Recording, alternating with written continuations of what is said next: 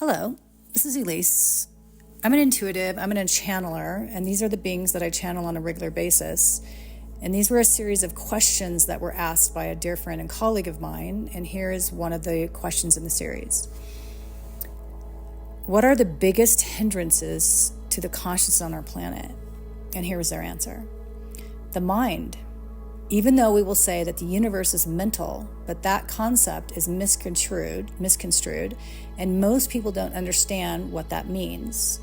As those people that say in your world or your spiritual teachers, the mind is your ego, the mind is evil, or you need to stay out of your mind, we don't fully agree with this concept, as it is there for you to break through to these other frequencies of light and consciousness.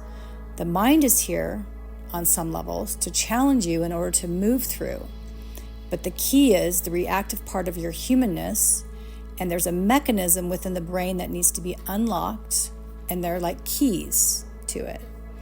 And it's within your DNA, and those keys are now starting to unlock on different levels for different levels of consciousness. And we will call them mechanisms, so to speak, because that is how we perceive them in her dialogue, my vocabulary.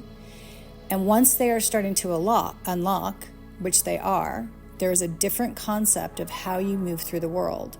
And they've been talking about these micro gears, how they perceive them, or I perceive them, I guess, and they take that knowledge or that dialogue.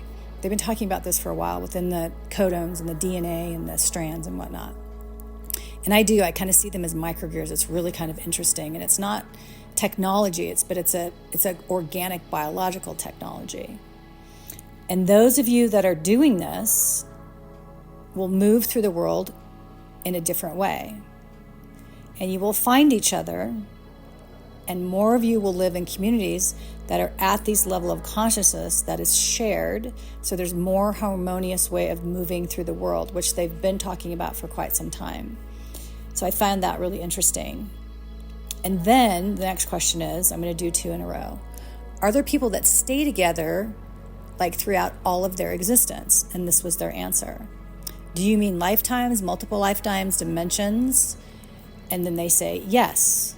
There are certain groups that tend to coalesce and will stay with each other until that level has been mastered, so to speak. Then they may veer off and go in have a different experience, and they may come back. It's a choice. They don't have to. Just like you have a choice to come here and you don't have to. But there are soul pods. That is how you refer to them. We don't refer to them as that. We refer to them as level of consciousness because you are not always in human form. So you're in a conscious form that doesn't have a physical attribute to it. So that level of consciousness is in different variations of creation will migrate together until that level, so to speak, is mastered with that level of consciousness to move to the next level. And some energies will break off of the creation.